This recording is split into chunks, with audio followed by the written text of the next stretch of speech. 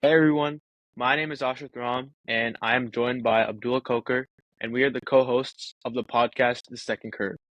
And this podcast focuses on, the second curve of learning that people often go through in their career, along with stories and experiences that, shaped who they are today.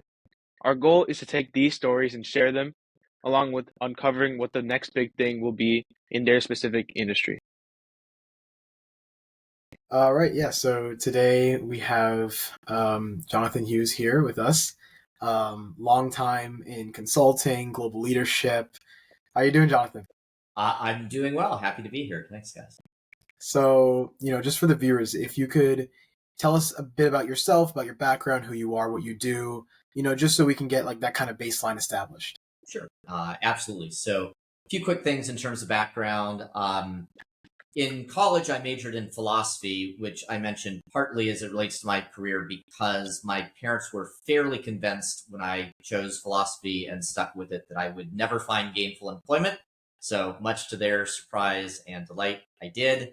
I like to joke around, and it's very tongue in cheek. Never had a real job, so I've been a career consultant my entire life up until now. I'm in the midst of trying to figure out what comes next. So, some possibility I'll go and actually work for a company, but I've loved consulting. We can talk about it. It's been a great career, and I've taken a few curves and turns here and there, doing some different things. But that's it's a little bit about my background, and then we can dive into what kind of consulting I've done and where I've done it and what I've learned along the way through mostly through trial and error, I guess. Yeah, for sure.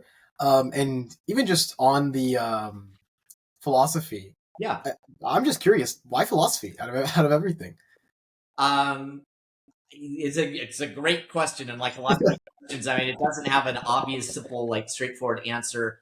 Um, I don't know that I was a super nerdy kid. I mean, I played sports, I did a lot of things, but I was always a big reader, and which is probably pretty nerdy. Even in high school, I was reading philosophy books, Bertrand Russell, and different things. So, like, I don't know, like philosophy always interests me, like big questions and whatever.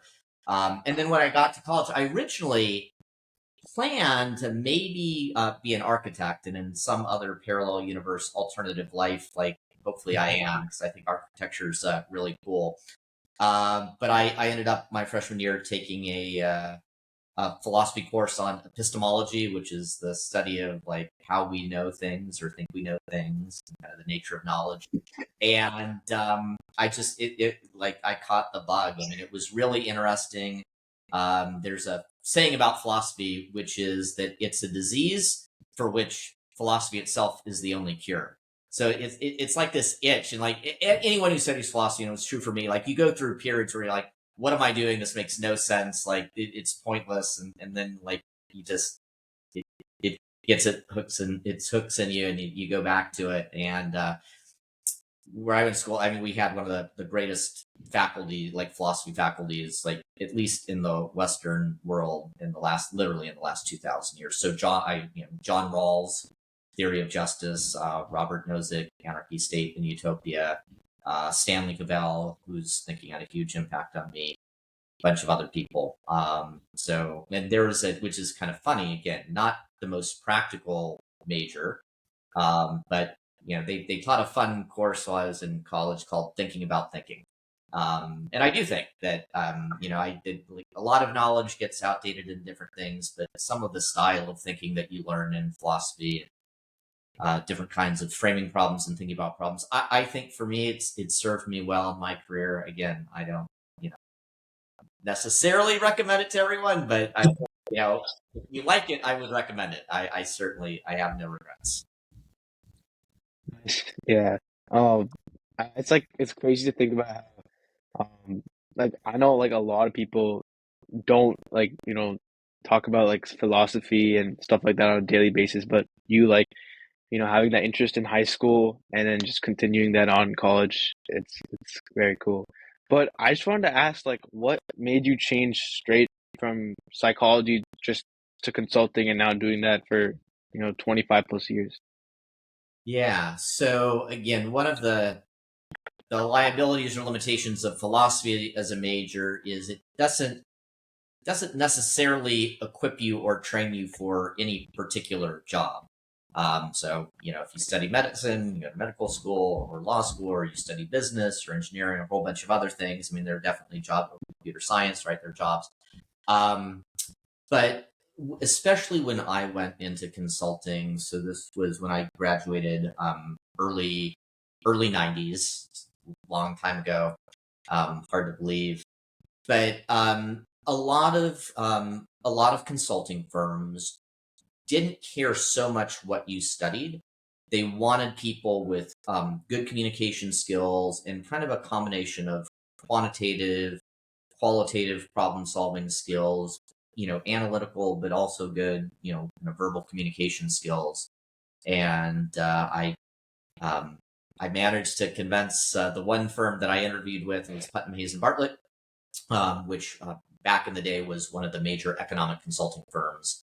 And they believed that I had kind of the raw material. And again, a lot of consulting firms are just looking for, good problem solving people, intellectually curious. And then, they would kind of put you through training and whatever kind of consulting it was. And for me, again, initially it was economic consulting. And that was a point where I thought, maybe at some point I knew some people who had done a joint JD MBA program, which I did not do, but I thought at the time maybe. And economic consulting, a lot of the work was building economic damage models for breach of contract, patent infringement, big corporate litigation. So it seemed like a good initial job, and it was. I loved the work and met some good friends there, and it led me to the next thing.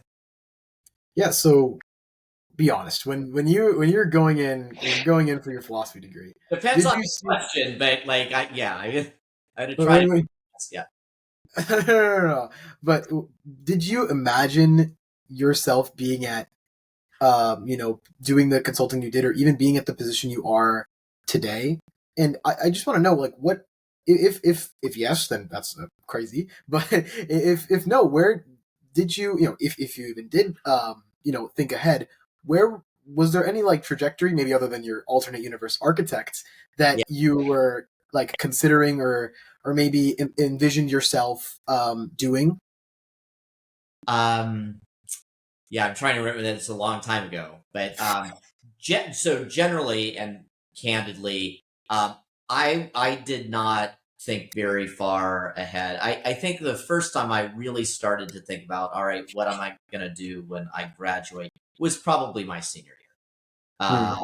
And before that, I was having fun in college and just trying to get through semester by semester, and it's not necessarily thinking much beyond that.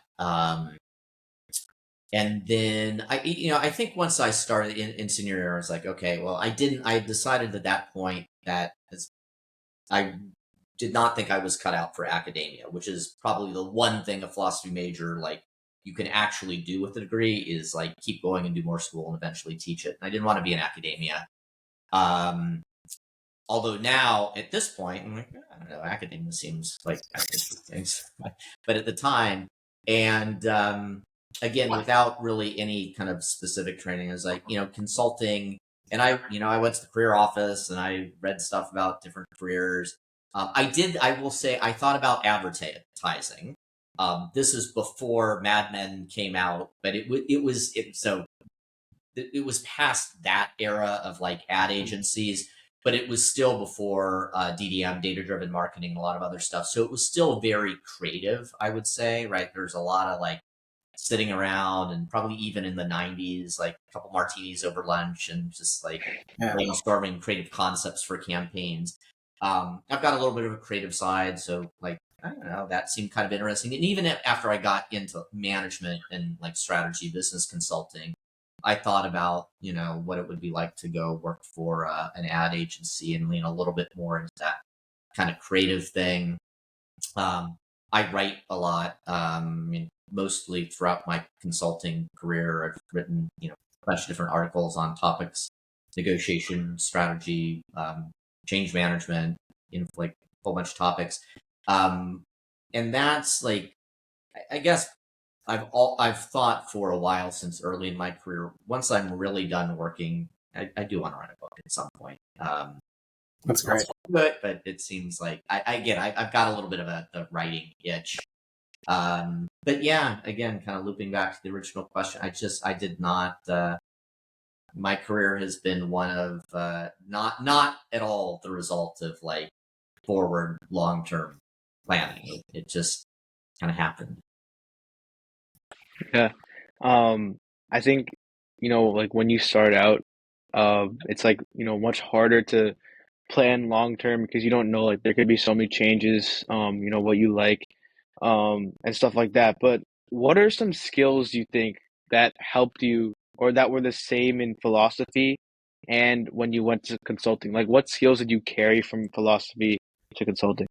Yeah, it maybe not even just philosophy. Maybe like you mentioned that in high school you read a lot, right? Whether it Yeah, be philosophy or you have a creative side. yeah, Like maybe you're a good communicator. Like yeah. any, it doesn't have to be specifically from the degree, but any skills that like really helped you. So yeah, okay, so great. So I try to kind of bounce around between like maybe a little bit more philosophy specific and just kind of broadly.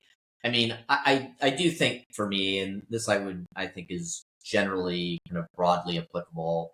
I've always been a reader, and I will also say, and I'm relatively rare in my experience in the business world. Most people I know in the business world read business books. I think I've read about half a dozen in my life. I'm happy to download what they are, but it's a very small number, and it's probably been 10 or 15 years since the last time I actually read a business book. I don't read a lot of nonfiction. So again, a lot of people are like, oh, if I'm going to read, I'm not going to waste time reading a novel. I'm going to read like history or biographies or different things. And I've got a soft spot for classical and ancient history. So not even ancient Greece and Rome, like Bronze Age kind of. I just find it like fascinating. I continue to read philosophy books for fun, which is weird. I do it. I love books on science, evolutionary biology, and I mean, I figured out pretty early on in college I was not going to get a biology major, but again, that's another path not taken. Like I think like evolutionary biology is super super cool. The Selfish Gene by Richard Dawkins, one of my favorite books. But just so I read novels, I read science, I read like a lot of different stuff, and I think it's helpful. I can't like tell you, oh, on to get this job or in this interview, there was this question, or I was working on this client project and the answer to the problem or the issue was like this novel I read or this plot. Like it's nothing like that. But I think being well read and broadly read and like whatever, I don't know. It gives a foundation for thinking and perspective that I think is useful. And maybe even deeper than this, the reading is, and I don't know how you get it, but like I think if you recognize the spark of it, like feed it and cultivate it, is just intellectual curiosity. Um, and so those are a couple things. I mean, I think in philosophy specifically, it's again, it's a way of thinking that is, and there are different traditions in philosophy, and so in Western philosophy, there are two. There's it's called the continental, a little bit more literature and psychology oriented continental tradition, and then there's the Anglo-Saxon tradition, which is very analytical, much more tied to logic. So one of my required courses was a logic course with the mathematics department. And a lot of it was studying Gödel's incompleteness theorem, doing stuff like that. But this notion in philosophy of like questioning everything and trying to go layers down to like first principles and like how do we know anything at all, and like I don't know if Descartes Cogito, like yeah, like how do I know that I'm not dreaming kind of thing. And it's like in some ways like the inspiration behind like the Matrix or all these other things, but it's like, and so what Descartes came up with is like I'm thinking, and so the fact that I'm aware of myself thinking, at least that like I think therefore I am, like that is something foundational that I can be sure of and then try to build. But again, that like questioning everything, like being, and this has been very useful for me in consulting, is looking at a strategy or a business plan or some aspect of operations, and then just kind of having developed the knack from initially from training, but 30 years of consulting now, just about of like looking at the things that are so obvious no one would ever question them and saying, was that necessarily true? Or what if we imagine that was not a requirement or a constraint? And so that kind of that creative aspect of problem solving is like, again, I think something from school and a little bit philosophy, but broader than that, and just something that, again, I kind of leaned into and cultivated over the course of my career. Yeah, I think sometimes, you know, our habits or like our skills, maybe you're not able to pinpoint like this, reading this book helped me solve this case. Right. But I think a lot of what we do with our time, our free time, our interests, and like how that cultivates our skills is like unconsciously applied in our work and applied in our daily life. It's like, as you were saying, like, questioning things that people find really obvious. That's just like the way that you go about things. Yeah. That other people may not, they may not look at it in that same light. Yeah, I think that's right. And I mean, that's one way that, like, it's one thing I like about consulting, and for me is kind of the essence of consulting is you're bringing, and consulting gets, a lot of bad raps a lot of times, but at its best, you're bringing an outside perspective that, like, when you're working inside a company, inside any system, it's like fish don't feel the wetness of the water, right? It just surrounds you. And so that outside perspective, and especially if you're a consultant, you've worked with a lot of companies, maybe across different industries and different things, like that external perspective and that challenging of received wisdom and helping a client look at things from some different angles, that's, that I think can be very, very powerful. And again, that to me has been what's really exciting and rewarding. I spent my career in the way that I have, at least today. Yeah, definitely. Like, as you were saying, like the exposure that you're getting, like not just in your industry, but like it's kind of like saying like if you get exposure in like different other industries, you get different perspectives of, learning, you know, how you could tackle this problem a different way or things like that. So, very, very interesting. And Yeah. Okay. Oh. Uh-oh. Just as we were. Let me see. Yep.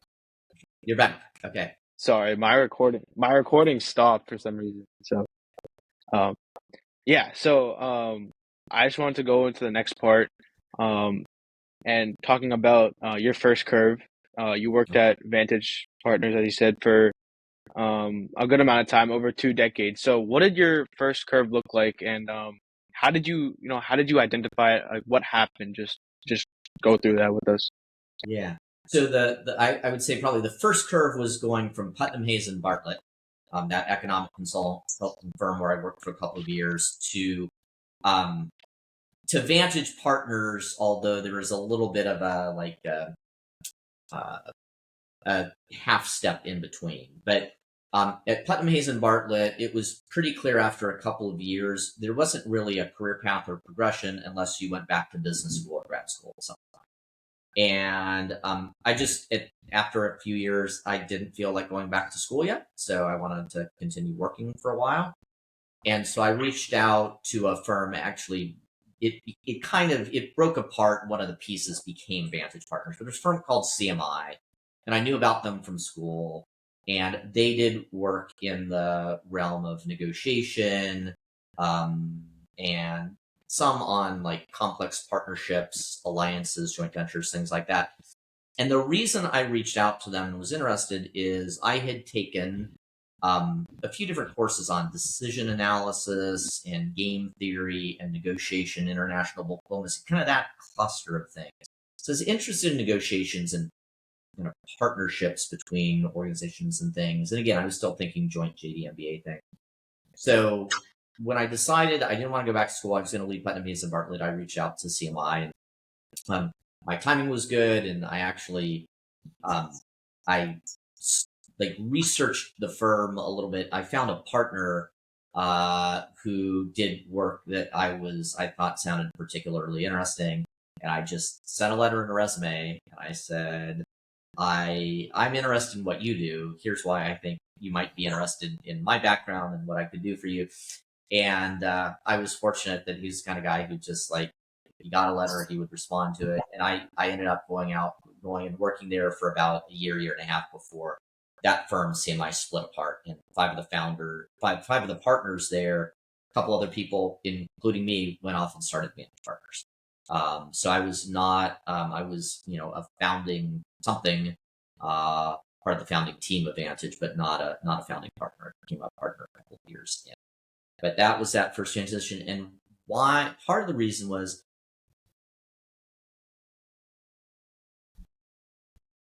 economic damage models for patent infringement, breach of contract, other kinds of corporate litigation. So essentially what it was is there's some kind of contract. And again, these are generally big, multi-$100 million, multi-billion dollar contracts, license agreements, again, joint ventures, things like that.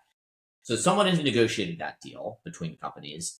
They're working together, and then something goes wrong, and they end up in litigation and then we would come in, and the work was really interesting. And I was like, I would like to do something where, you set these deals up, these really complex corporate deals, in the first place in a way that makes it less likely they unravel or end up in litigation.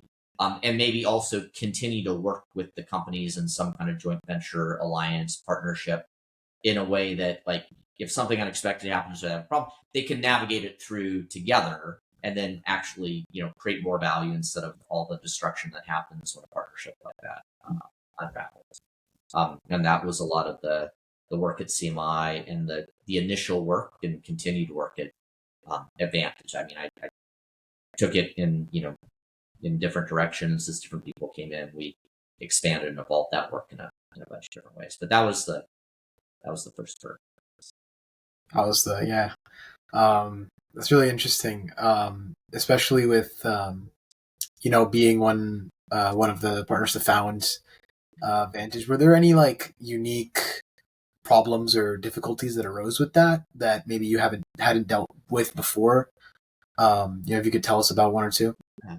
Yeah, I mean, I don't know that it was a problem. I mean, it was a challenging, Putnam, Hayes, and Bartlett.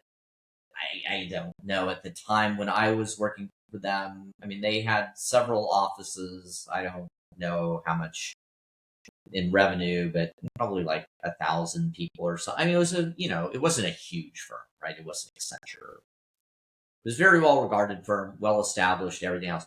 When we started Vantage, right? I mean, it was a startup. So I think there were a total of 10 of us, maybe on day one. And it was better in some ways because we brought some clients over, and like a lot of us, we had worked together for different amounts of time at CMI, but still, like, I mean, you're starting from scratch. And like, I mean, in my first couple of years there before I became a partner, I mean, I got the opportunity, which again was fun, to design a recruiting process. It's like, as we grow, hire people, like, okay, like what, we're going to do behavioral interviews, and we're going to do case study interviews, and do these other things. And so I kind of designed that process, and we didn't even know like exactly what kinds of work we were going to be doing. That was all of us, but I had a voice in that, and then figuring out like team roles and structures, like in basic business processes and planning, a million other things. So it's probably the first couple of years, almost everything we did, like we were doing like a project, we were doing things for the first time. So it's a little bit inefficient.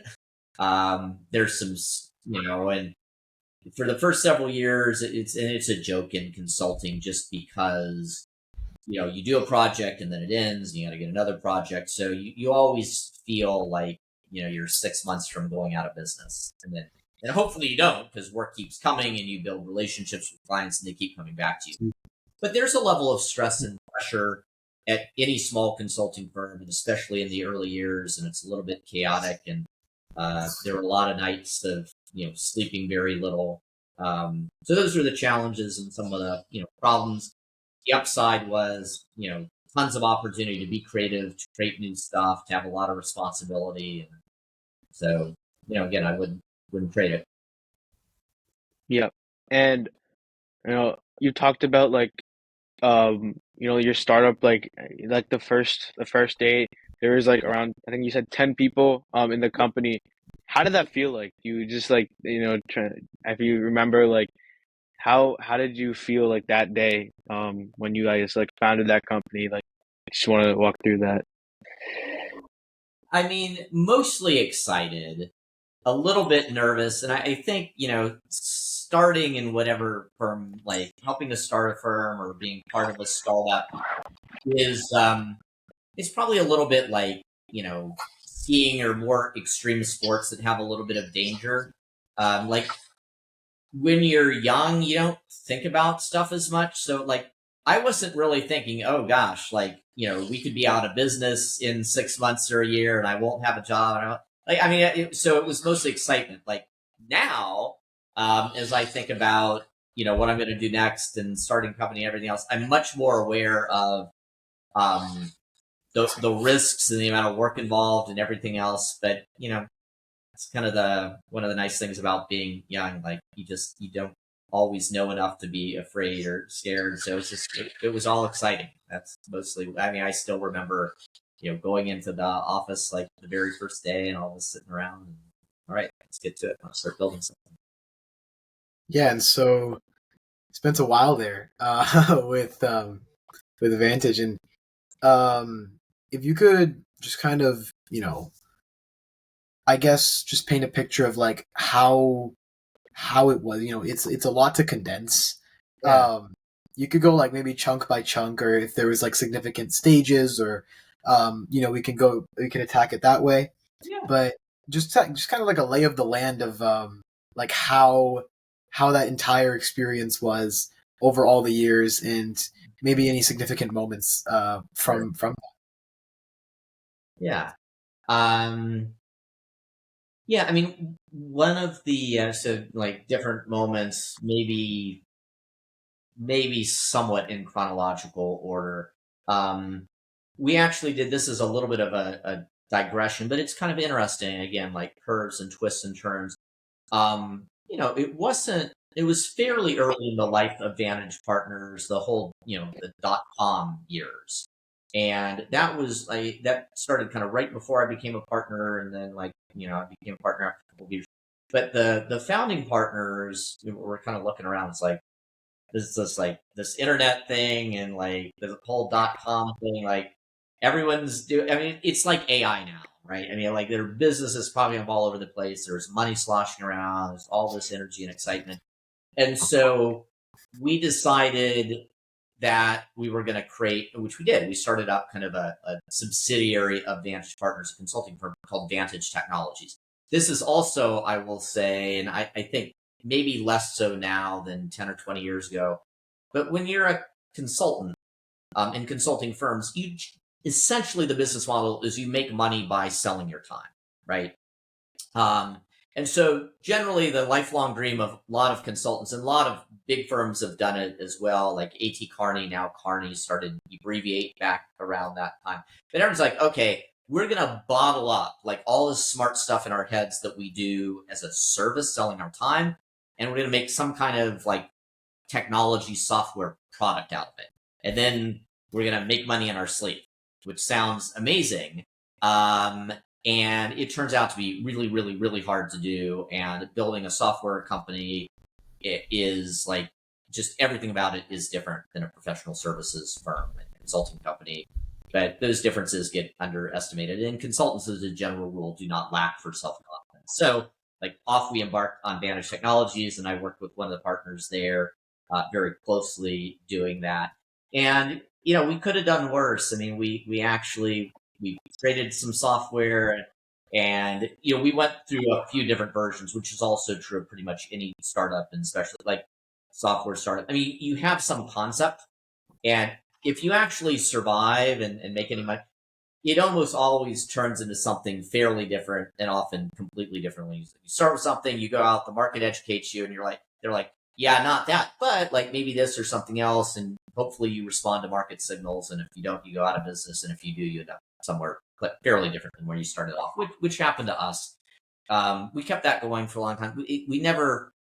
We actually ended up selling it into pieces, but basically just for kind of a share of revenue going forward. And for a while after we got out of the business, we got these little residual checks. It was probably on net. If you look at the opportunity cost of our time, it was probably a mistake, but it was fun, and we did some stuff and we learned some stuff. So that was an interesting, early chapter that went on for a while. I started kind of our sourcing and supply chain practice pretty early on with support from the founding partners. Built that, hired some people in, and ultimately, one of the people that we had hired fairly early in her career, she stayed with us until I left Vantage and went to BDO, and she came with me. So she was kind of running or co-running that practice with me, and then led it when we brought that team into BDO. I really kind of started our, call it the corporate strategy practice, but classic MBB, McKinsey, Bain, BCG kind of total addressable market sizing, competitive, very classic strategy work, which kind of was an extension of some of the core of what Vantage did. Similar story, worked with another woman over many years to kind of build that practice, and eventually she kind of co-lead it and leads still at BDO. So, that was kind of fun. Again, taking ideas, just like building new practice areas. There was, we went through two major, I would say, kind of crises during the Vantage time, which everyone did, right? Global financial crisis, 2008, plus or minus. So that was a scary time. And, fortunately for consulting and for us in particular, things came back quickly, but there were a few months where basically like no one signed, like we had no new client projects start. We had a bunch of projects that were canceled or put like on hold. It's like, what's going to happen? And then COVID, that was a few years before I ultimately ended up leaving. But again, like right after the lockdown happened, we were all kind of looking at each other virtually like this, like because we weren't in person anymore. And then like, what's going to happen? And Vantage did and does now a lot of training, and a lot of that training, most of that training at that time was face. It's like, what do you do? But so I spent a lot of time in the first couple months of COVID, thinking, and then like, being in lockdown, just thinking about, all right, how do we, what can we do to transfer more and more of our training out of the classroom into different kinds of virtual, self-paced, virtual instructor-led, and working with others at Vantage to do that. Unfortunately, we had a head start. We were doing a little bit of that, but that these things go accelerated that move, massively. So that was another kind of tumultuous time. But again, I think for a lot of companies, certainly for us, it led to a lot of innovation, forced upon us, not in the way anyone would have liked, but yeah, those are a number of different, chapters in that journey. Yeah, and just through this whole, like, I guess you could call it your first major curve. Yeah. Do you have, or could you maybe pinpoint like a couple of things, maybe two or three things that you learned in this kind of stage, like whether it be along the lines of like innovation or creativity, like things that you maybe knew about but didn't really hit you until things went wrong, or just like lessons that were lessons or pieces of knowledge or advice that really were like solidified in this kind of first learning curve. Yeah. I mean, a couple things, but also like I'm not.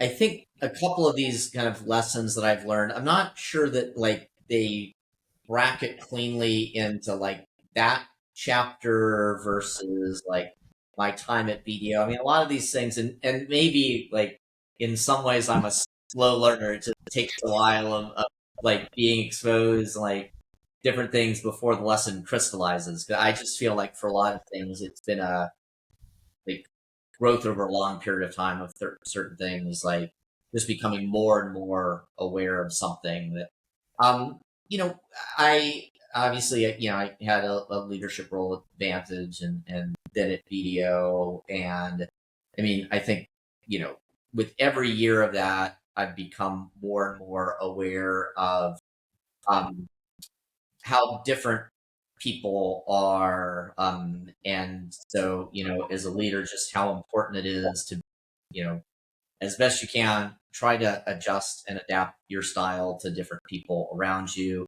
And you know, for me, I let me pick up, Abdul, on the innovation piece. So I am, to a fault perhaps, I am unable not to innovate. And I don't know that, like, yeah, I mean, I actually, that probably showed up back at Putnam Mason at Bartlett. I mean, I was drawn to like things in terms of building some like data models and doing different things that were probably a little bit innovative. But I do remember at Vantage at one point, one of my partners found some article based, some research that said that companies that are like highly innovative and turn fast innovation cycles, that they actually have more employee turnover, and often I think, you know, maybe lower like employee like job satisfaction or something. And so I think part of the point of that research was like some people really love kind of the excitement and the change, and like some people are just wired to innovate, and a lot of people are not. And now I would say, as with a lot of things, it's not binary. Like almost everything is better understood as being on a spectrum. But, you know, innovation goes along with change. And, you know, there's like kind of a, I don't think it's true. Like a lot of the received wisdom on change is people resist change or people don't like change. I don't think that's true. I think, again, people exist along a spectrum, and most people have kind of a limited appetite for change. I mean, most people like a little bit of change, otherwise they get completely bored, and some people like a little bit more.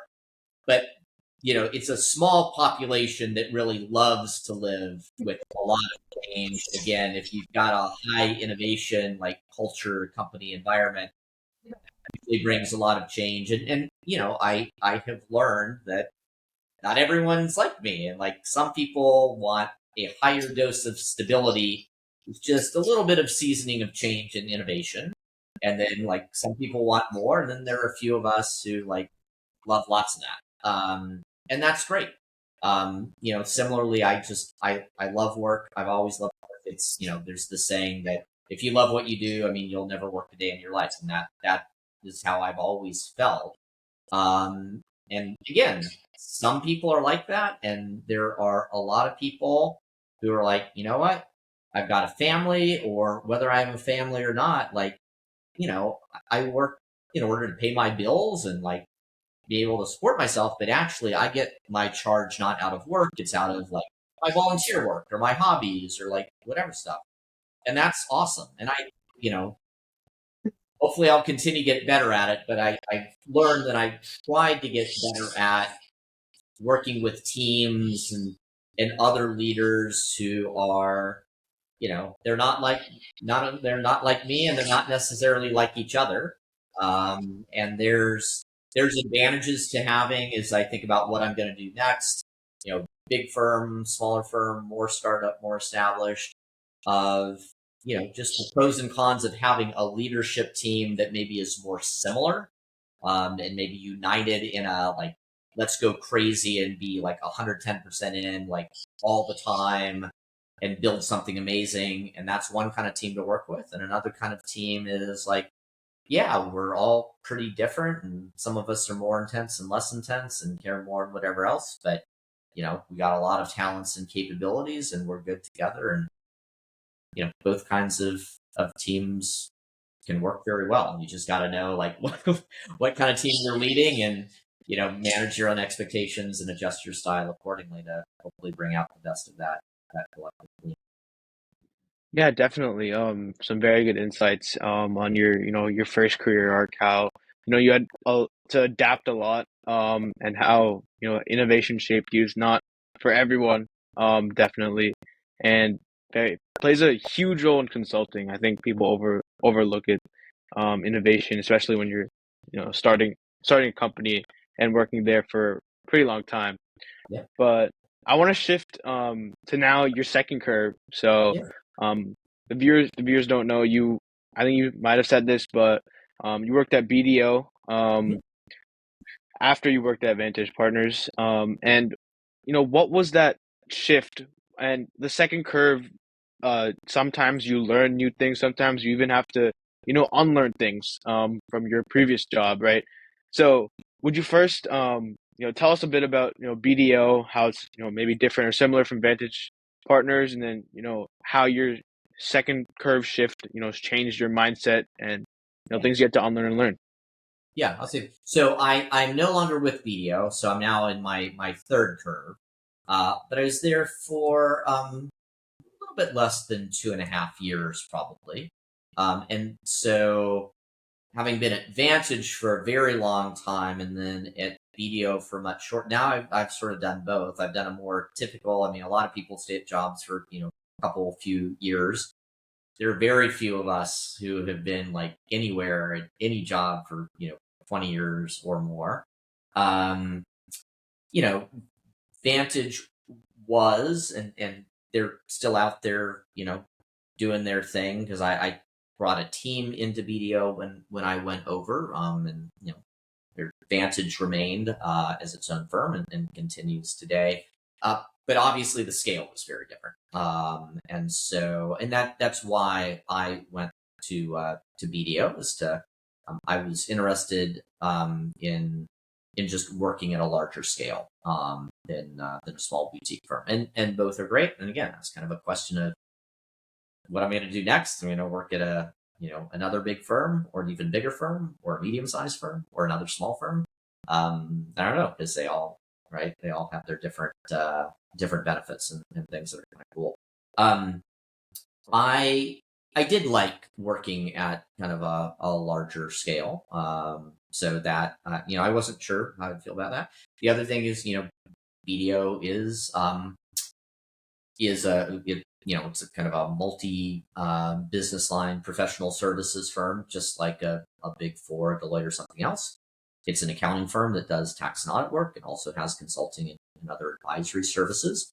And so that just, that's a different environment than a pure consulting firm.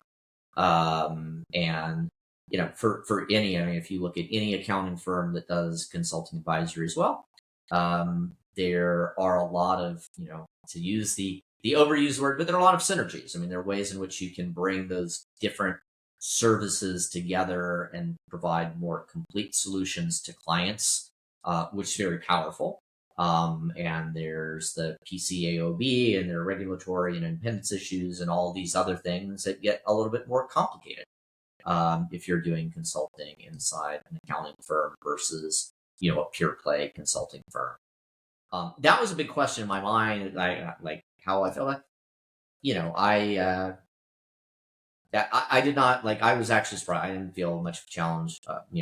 That did not seem problematic to me. But maybe if I stayed longer, it eventually would have. But I don't think so. I think there's just again, any firm doing all those things runs into some challenges, complexity. But I tend to be a believer, and again, the big four have been at that for a long time, not without challenges and ongoing challenges, how to keep all those pieces together. But again, I think that there's a lot of power, in that model, if you can get, which is true of any business, not just professional services. Generally, the hardest thing is, if you're in, let's call it a little bit of a portfolio business, you're doing different things, is melding the different cultures that those businesses tend to have inside a larger. I mean, that was the thing at Vantage Partners, and for a lot of smaller firms or other firms like this. We did a lot of training, we did a lot of consulting. um, Again, just like accounting and advisory work, training and consulting, I think, there's a very powerful business model bringing those together. It turns out it's really hard to do because the cultures, the way you like the talent that you need, the way you acquire it, the way you retain it, the way you develop it, the way people think, how people like to operate, all those things, it's pretty different. You get this tiny little, Venn diagram overlap of people who are great at training and love to do it and are great at consulting and love to do it. But that overlap is smaller than larger. And so, how do you build a culture in a firm that gets you the benefits of both as a business, allows you to bring a combination of clients, but keep that cohesive or blended kind of hybrid culture internally to make it all work. But again, these are things it's another thing about, philosophy probably is like, I've been a consultant my whole life, but there's a part of my brain that's always kind of reflecting on my own practice of consulting and practice of consulting in general, and like what makes it work and what's hard and everything else, not just doing it, but kind of the meta level of consulting, the nature of it, which is, and this may be part of my next curve as I'm thinking about what to do now with BDO is like, everyone's talking about it. You can't get away from AI, whether you want to or not. There it is. But no one had ever, like, my father still insists he has no idea what I do, right? Like, consulting, what is that? Blah, blah, blah. But now even the Wall Street Journal, right, is writing like articles on like the future of consulting and is consulting dead and what's happening with McKinsey and like all these other firms because of AI. So that's an interesting thing. I have my my own views on it, but could be right, could be wrong. But I'm interested in taking the ride and seeing what happens. Yeah, in fact, I remember reading some of the things that you said about how like your almost some of your own views on maybe LLMs not reaching general intelligence, or like geoengineering. And I think it would be nice if we can pivot into what's in store for us next, right? Yeah. Going through right now, as you said, you don't know where your career trajectory is. You could go on many career pivots. Yep. But I think having seen so many different industries at a global scale, at a very large scale, and being able to work on so many different problems, I just wanted to get into you could say predicting the future, but it's a bit of a it's not as simple as rubbing a fortune teller ball, but just kind of some predictions relating to obviously can't get away from AI, on climate or on geopolitics. Yeah. So I think just to start off, it's the buzz, it's what everyone's talking about, the future of AI, what that has in store for consulting, other industries, and maybe some hot takes that you have on it that people. Sure. I'd love to hear that. Yeah, I'll say a few things. So actually, I'll give a shout out to a friend of mine, Professor Alexander Brodowski at University of Miami. So he and I are we're beginning some work together, a research project, and once we have some data and some different things, we'll publish some stuff. But he and I, amongst other common interests, like we're really interested in this question of like what's the future of consulting. Partly as it intersects with AI, but there's also, if you just read news, tons of private equity money flowing into professional services, accounting firms, and consulting firms, which is then leading to a lot of mergers and combinations. So that's also creating change in the industry. And consulting's now been around for many decades, and you have the big four that have built now consulting and advisory practices that are as big or bigger than their tax and audit practices. And those firms overall have grown very big. The consulting parts have grown very big. You've got MBB, McKinsey, Bain, BCG, who've just grown and gotten huge. So I at least believe that in addition to private equity money going in and trying to find ways to do things with smaller and medium firms, combine them, and then have exits, and do the private equity thing, as private equity does in many industries. And in addition to AI, I think the size of the big consulting firms, again, whether you're talking about Big Four or the pure play MBBs, or even kind of next level down like the LEKs and the Carneys, I think they've gotten to a size where, the partnership business model, including kind of the pensions that you have to pay for retiring partners, and I think there's some like internal pressure on that partnership business model. And without kind of naming names of firms, I think you can look around and see some of the stuff that's out in the press. And if you look for that, you're like, yeah, I think some of this it's not just AI, it's not just the market, it is the internal logic of that business model. And at some point, does it get so big it's very hard to sustain unless you grow really quickly. And there are reasons why consulting or any other professional service, I think, doesn't grow and scale in the same way that a product company or technology company has the ability to do. So with all those things said, there's a lot of talk about, like, again, clickbait headlines, which annoy me, but they're out there because apparently they work. The end of consulting. I don't think consulting as a profession or an industry is going to end by any means. One, two, who did the research recently? I mean, I know MIT, I think some business school maybe in particular had some research out, but there's a couple different studies showing impact of like reduced new like entry level hiring. So it seems to be there's now actually some data that doesn't look like AI is leading to major layoffs and elimination of jobs. It does seem, current data, like it is reducing the creation of new entry level jobs in a number of different fields, including but absolutely not limited to consulting or even unique to consulting. So that's interesting. I think we're still fairly early. Again, you mentioned it, Abdullah.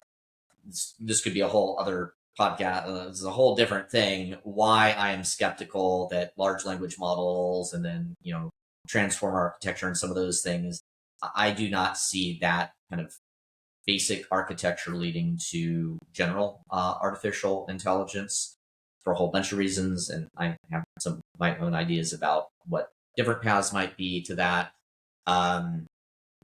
But again, there's now the hottest thing of the last 6-12 months is not just generative AI, it's agentic AI. I mean, these are like, it's pretty, on the one hand, it's pretty amazing what these tools do.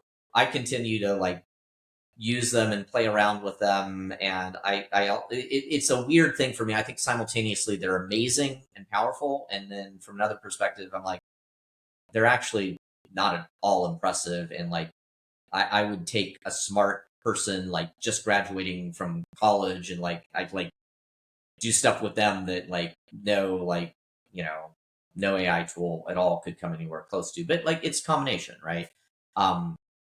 I think for many, many, many years, I still think we're early in like the current, and AI is not new, right? AI has been around, neural net architecture and a whole bunch of other machine learning. I mean, these are disciplines that are decades old, right? But like ChatGPT, all right. So now some of like we've had a big jump, but I think there are going to be years and years and years of rapid evolution in the technology and a huge amount of work to apply it, right, in companies. And you know what? Who's going to help companies do a lot of that is consulting firms. So the nature of the work is going to change a lot. There's going to be a lot more AI work, a lot of basic market research, other things. Consulting firms may still be involved, but instead of dozens of people doing it, it's going to be a couple people doing it, like using AI tools. So I think the work mix and the talent mix is going to change a lot in consulting over the next several years. I don't think the industry is going anywhere anytime soon. And I actually think that job losses and changes are likely to be more profound in companies in various industries as opposed to consulting. I mean, anytime there's change and new things, companies, because like they make electrostatic chucks, or they make corrugate packaging, or right, they're a hospital and they deliver health. They do a certain thing. So anytime there's something new and new technology, those companies are going to rely on consulting firms that are doing what they do now. They're hiring a bunch of people. They're standing up new AI practices. They're doing that across dozens and hundreds of thousands of clients. So again, like any period of change is generally always kind of good for consultants because they help. That's kind of the essence of consulting. Business as usual, you hire people and you do it, right? That's what your company does. It's a change. It's a new thing. You got to adapt. You got to whatever. Like almost by definition, you bring consultants in to help you navigate that change because it's a new thing. And once it stabilizes and becomes business as usual, right? Well, then maybe you adapt to that, and then the next new thing. And there's always a new thing. So I think there's always going to be a role for consultants who and they'll continue to kill practices and create new practices based on the new thing, which is a lot of AI for the time being. Yeah. Even while you were describing a lot of what's going on with the consulting industry, my mind immediately went to the complete parallels with software engineering. Yeah. A lot of people saying, is coding dead? Or do we even need programmers? Crazy stuff. Right. But same with the similarities where, senior engineers are able to leverage AI, but their workflow looks different. Yeah. The way they go about things looks different, but they still need problem-solving capabilities. And a lot of these, entry-level jobs are not necessarily, I think they are decreasing, but also at the same time, how much they demand from the individual is going to be more. Yeah. As you can't just have an intern do something that a model could do. Right. So they need to, it could be an intern leveraging a model, or it could be an intern doing things that a model can't, which then kind of raises the bar a little bit, right? Yeah, totally agree. And I think it's interesting to see how both of, or all the many industries evolve in parallel, and how it fluctuates. I don't know if Asha had any comments on that. Yeah. I was actually reading an article. I think it was on The Economist, like a few weeks ago. They were literally talking exactly what you were saying about, like the four big, consulting firms like McKinsey, BCG, Bain. They, even though like they, replaced a lot of, entry level jobs with, AI, there's still high demand for that industry. Like you still need that industry. Like, without that industry, there's a lot of different technologies and different processes, they go away. So I was very, very cool article. I just wanted to relate that with exactly what you said. So I saw that too and I scanned through it, but yeah. So on climate and geopolitics, just going more into your predictions and predictions of the new big industries. What do you think about geoengineering, biodiversity restoration, and geopolitics? Yeah, so a few things. Well, I don't know if you're asking me in part because I had posted on LinkedIn a few months back and made some predictions. And just to clarify, I made those without a great deal of confidence. I mean, I thought about them, but more than actually trying to be right, I was trying to stimulate discussion and debate about those things. So if you roll back the tape, to use an antiquated phrase at this point, but kind of rewind, even a few years ago, within most discourse about climate change, geoengineering was basically off limits, and people were, which is a reasonable concern, that we shouldn't even talk about it because of unintended consequences. And I think whether it's climate or really anything or just general business, people generally don't spend enough time thinking about, if I take this action, I'm expecting certain consequences, but what could be consequences, negative consequences I don't expect. So I think that's really healthy. But carbon emissions continue to increase. Global climate continues to rise. And so I think that if one takes climate change seriously, you really need to look very seriously at geoengineering. And I've seen a real change in commentary and discourse on climate change just over the last year or two, with a lot more openness to geoengineering. So I do believe. I mean, I think the cows out of the barn, or the horses, or some kind of animals out of the barn in terms of climate emissions. It's probably not practical or realistic to think that we're going to do anything about carbon emissions in time to change whatever is underway with climate over the next several decades. So, to the extent one worries about climate change, I think realistically we've got to look at various kinds of geoengineering. Anything from carbon capture, where there's a lot going on, to different reflective technologies, which probably have more risk of unintended consequences, trying to reflect more radiant energy out of the atmosphere and different things. But I mean, there's a vast array of geoengineering technologies, under exploration and development. Probably a bunch more that have not even been thought of, and I think that is likely a field that will experience a lot of growth and innovation in the next several years, next couple of decades. Biodiversity. I mean, for me, I guess just speaking personally, climate change and global warming, I don't care about in and of themselves. I care about them to the extent they have negative consequences, in particular on human welfare, and that's especially true in less developed economies. It can get hotter in the U.S. and people will crank up the air conditioning, and most people have it. But the more disadvantaged people are socioeconomically, the harder it is to adapt to climate change. So that's another thing is adaptability, and protecting kind of human welfare in the face of climate change.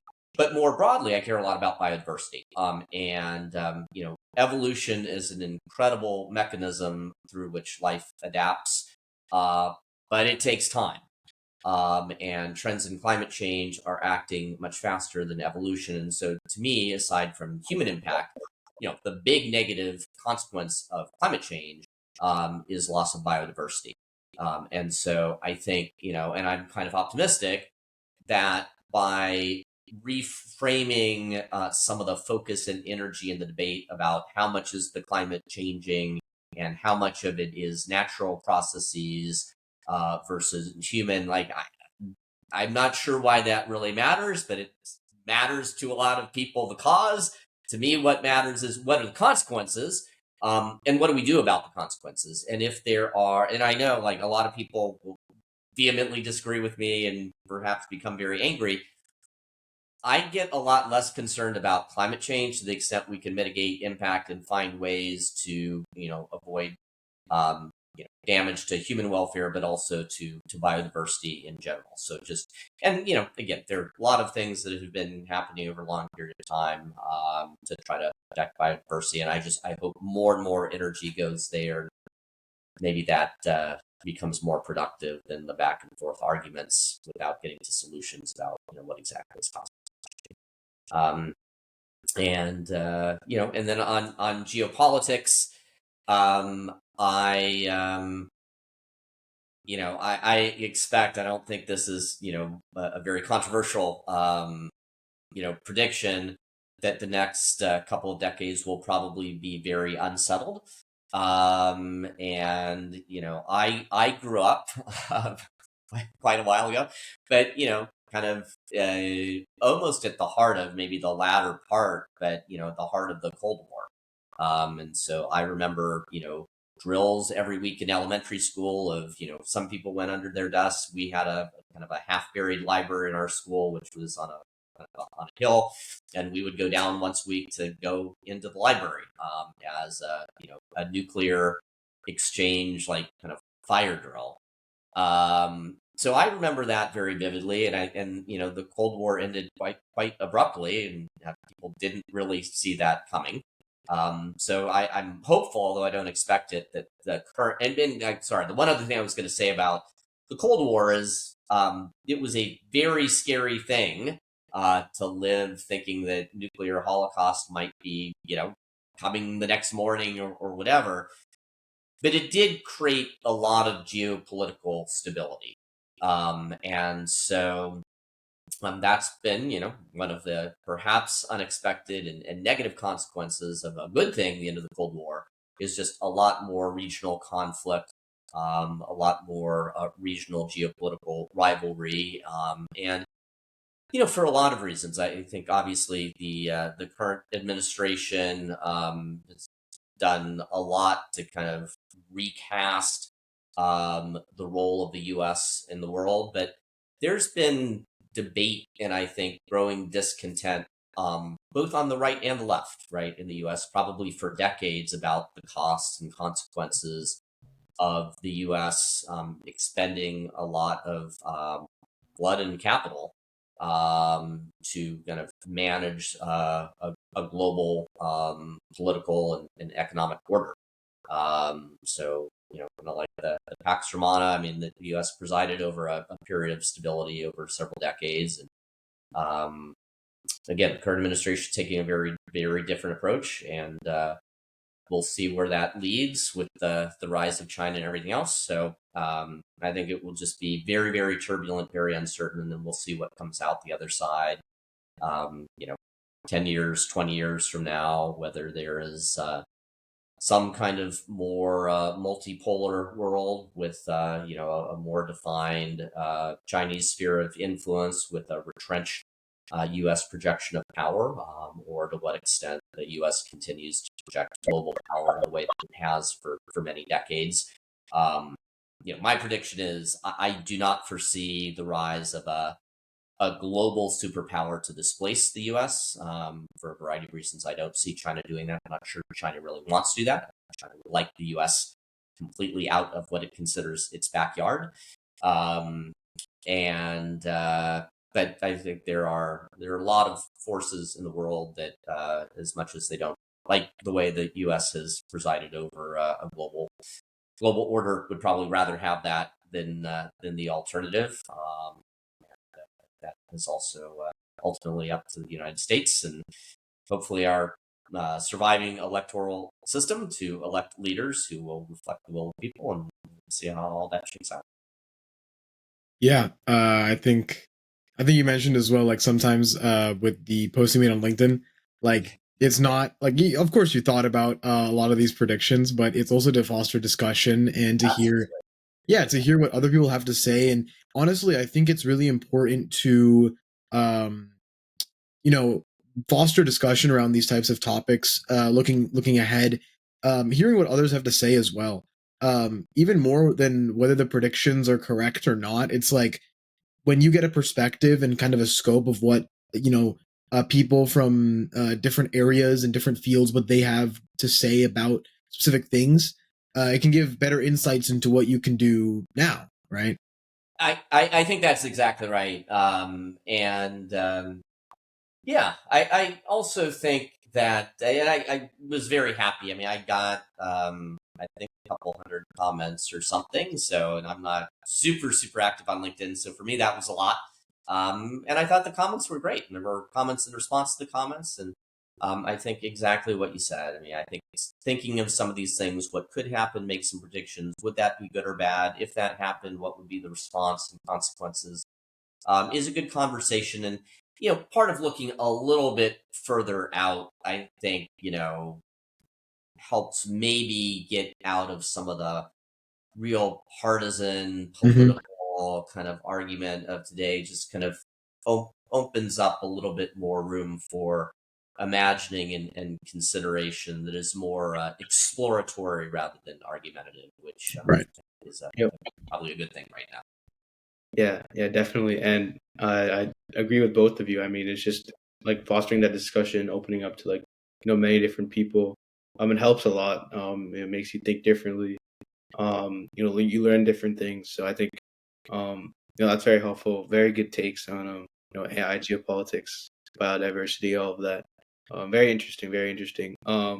And just going on to the last part of this episode, uh, just for the people and just for the viewers, especially for young professionals, what are some must-have skills that would be very helpful right now? Let's just say if you were, straight out of college, and going into like consulting or trying to build your own business. Right. Um, that's a great question. That's the $1 million kind of question. There's a lot of interesting things happening with AI. I think there's a lot of hype. So without wading into that specifically, um, I I think human relationships and connections are always going to be critically important, both in life and in business, which is kind of a subset of life. And I mean, if AI takes over the world and eliminates all jobs, honestly, I would say like we're going to have much bigger issues and problems and things to worry about than kind of what you made, like what you did in college and like what skills and job. So, but I tend to be optimistic there. But I do think there's a lot of technical skills that have a relatively short shelf life. And I think, several years ago, one would have said, well, software engineering, that's pretty safe. Now there's a lot of concern that a lot of coding jobs are going to go away, although then I mean that's been kind of overhyped, and it seems like vibe coding and relying on AI for coding actually leads to a whole bunch of like rework and fixing work and everything else. But I mean, as long as business is conducted by human beings, and I think being able to relate to other people, form relationships, collaborate, whatever the work is that needs to get done, I think that work is going to involve people working together. I think for a long, long time, most work is done in teams of different kinds. And so, in particular, kind of working with people who have some different expertise than you do. You're in finance, they're in marketing. You're an engineer, they're in finance, whatever it is. Or even if you're in the trades and you've still got to deal, with people in other trades and bankers, and you've got a general contractor that maybe you're working with and the client and everything else. Like, the nature of any human endeavor is like people are coming together. They need each other to get stuff done, but they've got different goals. They've got different knowledge, expertise, different ways of doing things. So you get some friction, and you get disagreement, you get conflict, and you get misunderstandings and all those things. So those skills, I think, to be able to understand a person's different point of view, why they care about something that you don't, or more about something that you care less on, or why they see the world one way and you see it differently, being able to navigate that, I think, is a fundamental skill. I don't think that's going to change. So, and whether you're an English major, an economics major, an accounting major, or something else, I'm not sure that like the courses you study are going to teach you that so much as the engagement with the other people, whoever they are in your classes, and everything that kind of you're doing in life. So, again, I think I might have said at the beginning, when we first started talking, I was a philosophy major. And when I chose that, I did it because I love it. There's always a little bit of a balance of like, I think it's great to study, like, you shouldn't study something that you hate, right? You will be miserable doing it and you won't learn. Um, Sometimes people say, oh, just study what you love and it'll work out. Well, I mean, some people have that luxury, and I think some people really need to think about, if I study this, am I going to learn something or get a credential that will help me in life? So I think it's a little bit of a balance. Certainly don't study something that you hate, but I think it's not wrong to think about a field of study that is going to help you, get a job in some way. But there were never a lot of jobs for philosophy majors. There weren't before, there aren't now. But it was kind of for me, it was a pure like course of study about like how to think. And that, again, I think if you really lean into whatever your major is and everything else, the biggest thing you're going to learn through that is, methods of study, of research, of thinking, of problem solving, and you'll be a better thinker. And most of what you learn will be obsolete in a few years, probably. But that ability, learning to learn, and enjoying learning and getting good at learning new things, that kind of adaptability, as well as just interpersonal connection, like emotional intelligence, whatever you want to call it, but being able to relate to and work with people. And the more you can work with people who are more different from you, the better. Yeah, definitely. Great insight. Completely agree. I mean, really no comments to say. Do you think, Abdul, do you have anything, other comments to give? Or I don't know. I think we talked about a lot of great things today. A lot of things regarding mindset, or kind of how to. We talked a lot about a mode of thinking. When you have a type of solution, what does that imply? What could be the pitfalls, the consequences? What kind of follows logically through applying that solution? And I think sometimes it can be applied to your life as well, Absolutely. right? You go down a certain path. Okay, what does that entail for me? What possible setbacks could I have? What do those entail? How could I solve that? Yeah. I think it's just a great way to think about, when you encounter a problem, so many different ways to tackle it. So many different people will give you so many different solutions, and a lot of them can be extremely valid as the other. Yes. All in all, I think we had a great conversation today. Absolutely love talking with you. Yeah, and I just wanted to highlight like the last part of it, like the balance. I want to emphasize that. That's very, very important. I think balance is very important, as you said, and I think you gave some very good advice and some interesting insight on that. So thank you.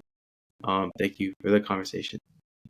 Yeah, well, thank you guys. I really enjoyed this. I appreciate the opportunity. I hope that some of this is helpful to some folks out there, and I look forward to keeping in touch with both of you. And I think that you guys doing this is absolutely a great thing. So I hope it just like takes off, and lots of people see lots of other future editions with lots of other people. All right. Thank you so much. Thanks, guys. Take care. Bye.